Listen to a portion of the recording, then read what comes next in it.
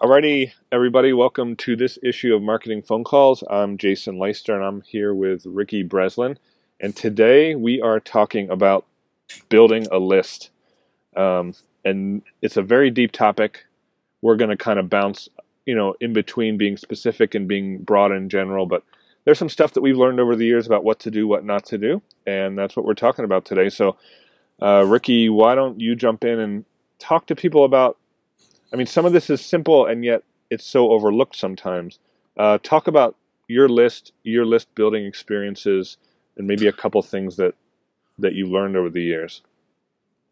Probably the biggest thing I've learned is that if your list isn't growing, everybody I know who isn't growing their list is generally broke. Your list has such a tie into your income in our little internet world we live in, which is unlike any other world on the planet. So this is just from what I've seen. Have you seen the same thing, Jason? Yeah, totally. It's really aligned to the list growth, and the your income is aligned to that list growth and the relationship with the list. If people have a dead list, what does it do? If you have a sucky list, basically it makes your launches suck. What else does it make suck? Like 40 other things. Well, everything. And right? You really end up having to work a lot harder than you should. And what you said already about it growing, I didn't really get that for a long time. I think I probably solved problems in my business and explained them away with other reasons. And the real reason was, dude, you simply aren't adding enough leads quickly on a regular basis. Period. Yeah, generally that's what it comes down to. You can get into all the deliverability issues, double opt-in, how often you email them. You can go daily, weekly, 4 times a week. People get all specific, but in general, the better use of people's effort is to keep adding people to the list. If the flow of people decline to a point where you can't have good launches and, send an email out and make at least 500 or $1,000 if you need to, everything kind of sucks. Yeah, it really does. I remember Michael Masterson, Mark Ford, talking once at some event where he mentioned that, he recommends that 80% of your time, effort, and resources are invested in that generation of a customer, or, the redheaded stepchild of that is getting somebody on your list. And so 80%. So, I think about what I do during my day. I'm nowhere near that. And that's when I hit the road bumps. That's why.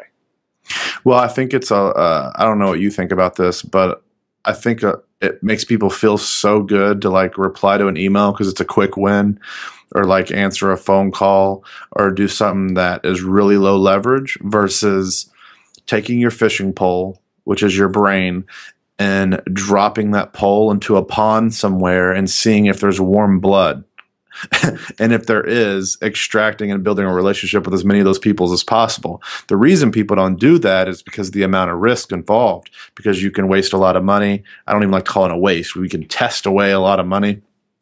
Well, and it's hard. It's hard. For instance, let's actually use that, what I just said. Let's just say you're a fisherman teaching people how to catch fish, whatever. You got to go to a fishing forum. Let's just give one example. You can go to a fishing forum. You can create 3 banner ads that you're going to test. You can either get there through Google's network. You can go directly to the owner. You can, there's a million different directions. Well, guess what? 2 hours of your day is dead now, and you don't feel like you've accomplished anything, which is where most people give up. Then you've got to place the ad. Then you've got to risk your money. Then you've got to track the leads, because is it worth it? Because you're not going to scale out and buy the space and not rotate with other banners unless it's worth it. And there's million other things you can do. All these things have to take place. So it's not really sexy, and you don't hear people talking about it or talk about how to do it because nobody really does it. You know what I'm saying? Did you not run across this problem a month ago? Kind of tell people we talked about last month. It was kind of funny. Well, it is. It's a lot of hard work. I'm in that stage with one of my businesses where I have great customers, and a lot of them have bought everything I have. Right. And so those are great relationships that will develop over time. But now I'm in the stage of I've got to go out and really build my list in a very stable and reliable way. And probably 60% of what I've tried just sucks, but I don't know that until I do it. So And so, let's put that in real terms. So 6,000 out of your $10,000 is dead. Okay, so right. Like I people spent they do. $2,000 on Facebook to find out it doesn't bring me buyers, right? I can get attention, I can get eyeballs, I can get activity. I can't get buyers. Mm-hmm. So that's a $2,000 experiment there. I mean, it could have been a lot worse than that. That's not a deal breaker, but without spending some money, there's no way to know what the truth is. Yeah, so basically everything we're fed is dang near a lie, and nobody talks about it because when you do find a fresh pond with warm blood and people that connect with your message, like you're like the CIA. I mean, you're tight-lipped, you don't say anything, and like you're just keep throwing more polls in, and you're excited. So nobody talks about this, how to do it, how to track it. Everything else is kind of basic and fundamental. Place the banner. Make sure it's a good design, call to action, drive to a landing page, track the lead, lifetime customer value, yada, yada, yada, yada, yada, whatever. But it's that first part. Do you find that the same, Jason? Like, it's the first part. Nobody will actually go and find these ponds of people, whether it's forums, JBs. That's the hard part because you got to sit on your freaking computer for 50 hours and wade through all this crap. And it's really ugly and messy and not sexy, and it makes you feel kind of dumb, actually, because you're sitting there like making 40 mistakes a day. So it's just not sexy. And so you don't really hear a lot of people talking about it, but that's kind of the secret. And it sucks that the secret is always, grounded in such hard work and testing. Yeah.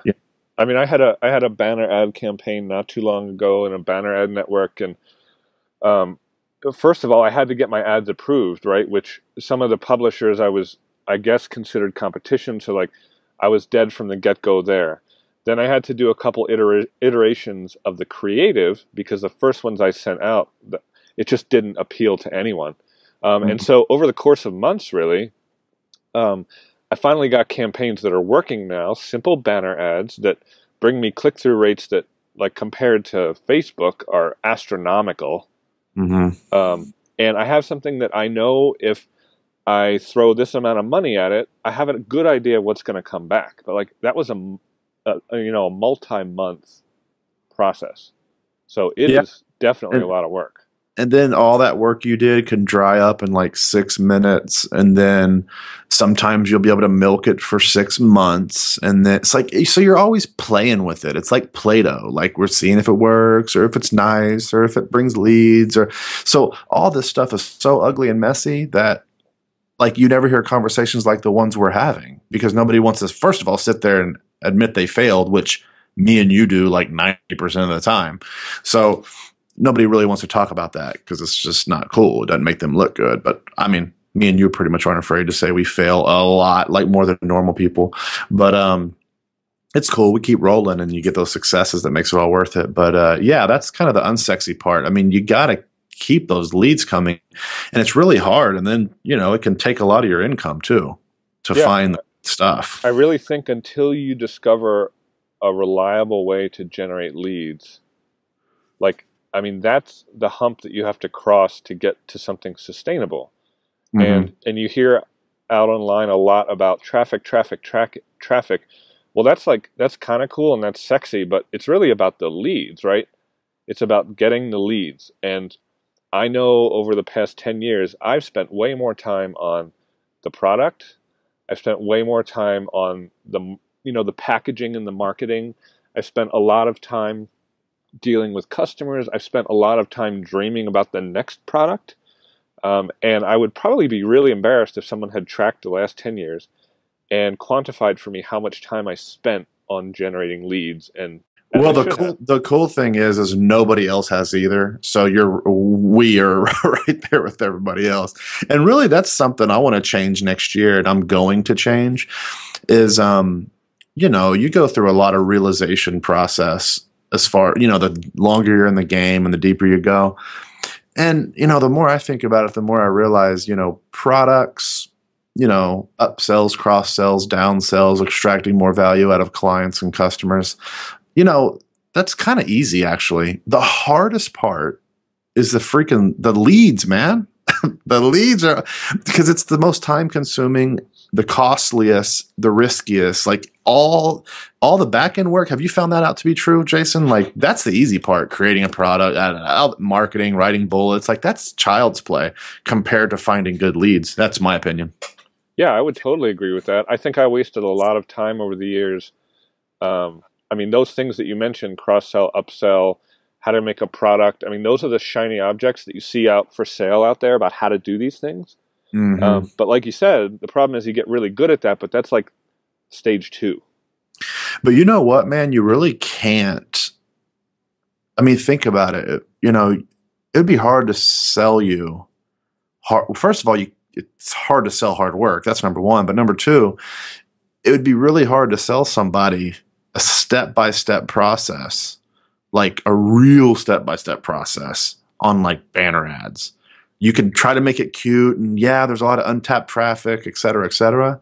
But like if somebody went through, think about that, man. If somebody went through and detailed out that entire process, and you're like 5 hours into a DVD product, and then in the 6th hour you failed and you had to start all over again. Could you imagine selling that? Yeah. That's gonna sell well. But that's the real game, right? That's actually what happens. Yeah, I mean, if I think about what I thought would work and then compare that to what actually has worked, it's just night and day. I know. It really is. I mean, I've tried AdWords. AdWords, I could not get leads at an appropriate cost. So AdWords works great for some people. I've had it work great for me in other areas, not this. So I went to the content network. Great way to spend a lot of money really fast in ways that you don't really know. Like, where are my ads going? And granted, I don't have time to be like a pencil, head about AdWords. We've got a whole business to run. So then you go to Facebook, then you go to banner ads. And so that's the process I went through to find. I mean, there are a lot of needles in the haystack, but they're still needles and they're pretty small, it seems, especially when you're in niche markets. It's not like I can go out and just look for weight loss people. And I mean, Ricky, your experience has to be somewhat similar considering the market you're in. Yeah, I mean, I'm really knee deep into like 4 markets. A lot of them mainly to do with hair, but even in the hair, they go into different micro niches, and those go really deep. So I kind of consider those separate. But I've been working in the health niche for about 6 years, and then really knee deep the last 3. And it's an interesting market because it just is. Anybody who's done it knows how deep and crazy that goes. Yeah. But I think what you just said is a good transition into knowing how much you can spend for a lead. I think that's where most people get hooked up. And I want to give people a very simple formula to figure that out. So here's something that's very simplistic that anybody can do that can get you 80% to the end goal, just to give you some idea. So basically all you're going to want to do is take how much money you've made that month from that website. So let's just call it yourwebsite.com. And Jason, you can do the math. You brought in 10,000 unique visitors and you made $1,000. So how much were each of those uniques worth? Jason, can you tell me? Yeah. So you just divide. So you said 1,000 bucks. I made $1,000 and I had 10,000 uniques. So how much was each unique visitor worth to me? 10 cents. 10 cents. So you can kind of consider that the market value, or, first from here, you'd want to go to Google and I'd pick 10 to 20 keywords. This is very practical advice, and don't hold me to any of this. This is just practical, simplistic, a way to kind of get a gauge. You got to go out there and throw your own money at stuff to get the real deal. But so go to the Google keyword tool or whatever you use, and type in 10 or 20 of your top keywords. And then that's kind of the market value of the keyword as far as Google sees it. And then we're going to compare that to what your website's actually making. This does one very important thing. For the yourwebsite.com, your average value per visitor is about 10 cents. Am I right? Yeah. So, but Google, let's just say that the average of the top 20 keywords are 20 cents. Well, you're kind of underwater there, and it's going to be very difficult for you to make pay-per-click work. So what that should tell you is that you want to go ahead and refine your internal process on your website. So what I would do is I would probably create higher ticket items. I would make sure I have 1 or 2 upsells. I would make sure that once they purchase, I have something going on there. I would make sure my follow-up is in place. I would kind of retool all that, spend a month or so really getting down and dirty on that, wait another month or 2 and see if those numbers bump up and you can get to the quote-unquote market value of your main keywords. Are you following me, Jason? Yeah. Yeah, exactly. So that's a nice down and dirty way of seeing if pay-per-click will kind of work for you. Now, if none of that was paid traffic, that's another thing you have to look at, because we're just talking about all the organics coming in from probably a million different long tail keywords. So normally when we go the paid route, we're going to get higher quality, more targeted, and by default, those clicks are generally worth more. So you may be, you may be able to make it work with a 10-cent spread right off the top. Are you following me? Yeah, I mean, I think, Jason? yeah, I can. Any thoughts on that? Well, I think that it's important when you're doing all this and you're down knee deep in muck, not to lose track of the overall process. Like, it isn't just about getting the leads, right? Because if they cost you $150 each, that's not going to work. So, but sometimes it's so, I mean, I've done this many times. You're so glad finally that you got something working and generating a lead that you almost like get emotional about when you get into the analyzing, can I sustain this part? And you're entirely too hopeful about what you think you can pay for a lead. You're like, oh yeah, I can, that'll work.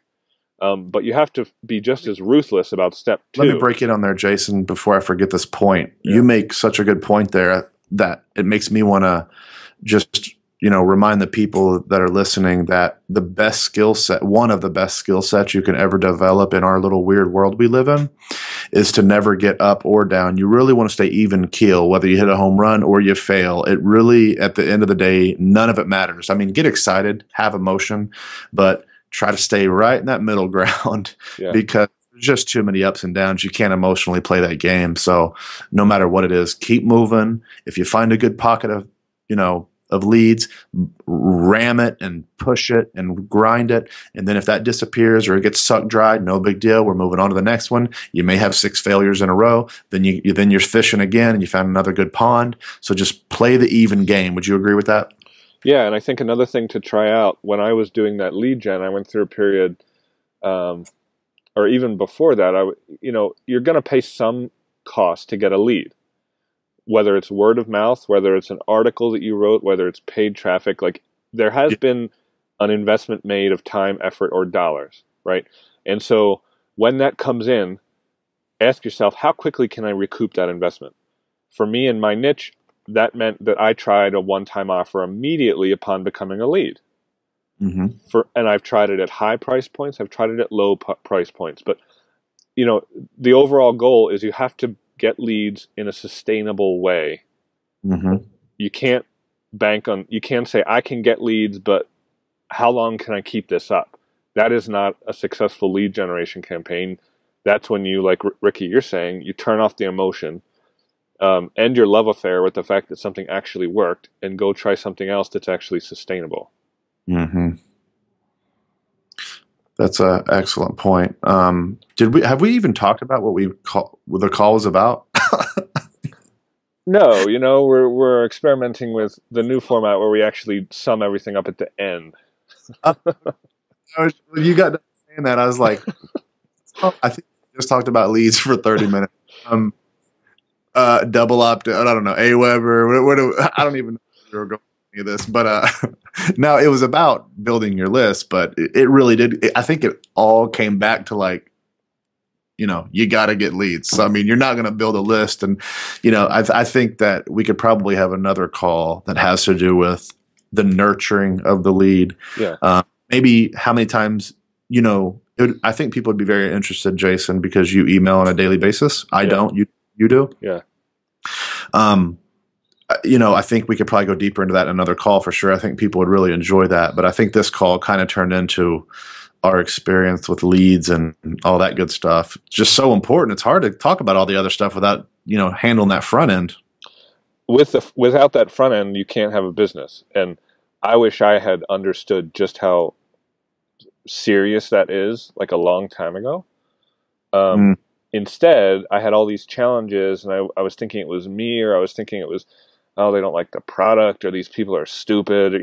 I would come up with a ton of reasons, but it was like, no, Joker, you just haven't found the golden way yet for you to generate a lead and a customer. So keep looking. Yeah. Would you say, what's your opinion on this? Would you say that that's probably the hardest part of any business for most business owners, whether it's insurance agents, online people that are primarily online, whatever it is? I mean, I find that lead gen, it's the engine. It is like more effort on lead gen than because you can kind of have, and I've seen it a million times. I know you have. You can have a somewhat sloppy middle and end process. Like once they come in the door, what's the funnel? What happens when they leave the door? What happens? Do they get a thank you letter? Do they get more offers? There's a million ways to construct and build these things, but I don't know of anything more important than spending most of your time on that lead gen process, because I've seen too many sloppy cases where people are still making a good amount of money with kind of crappy, unthought through middle and end processes. Yeah, I mean, we can both think of plenty of people where you look at them and you're like, dude, if they can do it, like, what the hell is wrong with me? Yeah, kind of thing. But it has to do with the leads. It really does. And sometimes the sad part, well, all it does is frustrate you if you let it. They don't even really know how to do the leads right. It's just they have such a hot product or a personality and such a stickiness factor to what, the it factor, you would call it. And, they kind of generate leads by default just due to the, all the little intangibles, So you kind of have two parts. You have what I just talked about, and then you have the more constructed, structured way of going and getting a lead. Both of them work, but I'm just so jealous of the people that get it easy. I don't know about you. Yeah, I mean, considering that I work with clients, I've had experiences where I can't get anything going, let's say on pay-per-click. Yeah. And then with another client, we can get a campaign where we're spending $500 to $1,000 a day, and we're getting not only opt-ins, but we're getting orders right away. Like, it's just beautiful. And I know. And you think it's you, but it really isn't. And that's a time, again, like you were saying, to like step back, disconnect like your emotional center there for a moment, and just make some clear decisions. Yeah, that's a good point. I mean, you just got to drop the whole ego in your thought process and tying your own skill into whether something works or not and feeling bad about it. Like, oh man, I thought I was a good marketer. Yeah. Man, it's okay. I mean, there's just so many failures you got to pump through to find those winners. And I'm not talking about small winners. I mean, the medium to high grade winners. I mean, that's why we're in this game, is because of the thrill of the kill. It's exciting to go out there and do that. I mean, I know that's a big reason why I'm in it. I really enjoy connecting product with people. Yeah. Yeah, it is a lot of fun. Yeah, I think, just to recap for anybody that's doing this, look at the challenges that you have in your business. Maybe the revenue's not there, maybe the profit's not there, or whatever. Ask yourself how much time and effort you're investing in feeding the front end of your business. Mm-hmm. And be really honest about it, and then see if there's a correlation. And you know what? Another good thing, Jason, is what people can do if you're listening to this call. If you're a little scared about it, or you just not really sure, let me give you something that's very simple to do. Get 2 banners made. Go to a website that's very closely related, a nice message to market match for your industry and what you do. And just place a banner there. They're not old school. They'll always work. But it just kind of gets your feet wet and in the game. That way you only have one thing to track. And go ahead and ask the website owner for a test rate. And just say, listen, I'm a direct response marketer. Can you give me a 30-day test rate? I'm going to know if it works. I'm tracking everything to the end. And if it works, I'll sign a 6-month with you, or a year. And then 80% of the website owners will do that. Throw your banner up on their website. Use ad tracker or any type of ad track service that's going to track the sale. And all you're going to want to do is just track those unique clicks, because you're going to know exactly how many people clicked on that banner. Don't go by what the website owner says. It's all BS. Track those clicks. So let's just say you paid $100 for a banner for a month. Actually, this has happened to me before. So here's a good example. I paid $100 for the banner for this website, and I literally got 100 clicks. Pretty crappy. $1 a click. And I think, because this was a few years ago, I'm just pulling this out of my head, I had like 2 sales. One was for like a $19 or $20 DVD, and one was for like a $50 package. So I made $70 and I spent 100. Not crazy bad. I mean, the hard thing about online, and I think you'll agree with this, Jason, and we can go a little over on this because it's too important, is you don't know the intangibles online, because you'll get opt-ins from those 100 people. This is a very small test, by the way. It was a smaller website. You may only made $70, but maybe you got 27 opt-ins, and then over the next 2 months, 8 of those people bought, and if you're doing a lot of advertising, a lot of the stuff, unless you have a big team and they're like analytical nerds, it's hard to know. So most people just go by, money in, money out. So for me, just to bring this back home, if I made $70 off a $100 banner, I'm going to tell the website owner that and say, can I get a 2-month test? I want to get some more data on this, and then we'll play it. If I can get break even or lose just a little bit of money on banners, I'll roll with it. Yeah. Any thoughts on that, Jason, on what you do? I just think it depends on what your view is. I mean, my view is so long that sometimes it's embarrassing, but that's how I choose to do business. So I would be more than willing to entertain something like what you've got. If your model isn't set up to allow that, then you either need a new model or you have to get something that works quicker. Yeah, I'm with you. I don't have like a today model. I mean, I definitely think 3-6 months. I can go up 9 and 10 months out myself. Yeah. So how do you want to recap this call? I don't even.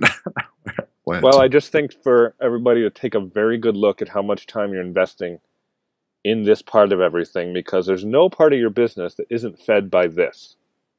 Yep. And good so point. If this doesn't work, nothing else can work.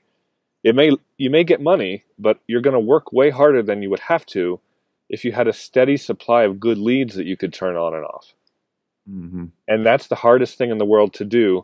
When you get up to the higher levels where people, in our industry, we all know who those people are. It becomes about the traffic and about the leads, and they can't scale without those things. Mm-hmm. So make it about that now, because if you get it sorted out now, you're way ahead of the game. Absolutely. And I think that's our 30 minutes, everyone. We will Sweet. see you in the very next call. Bye-bye. All right, take care. Bye.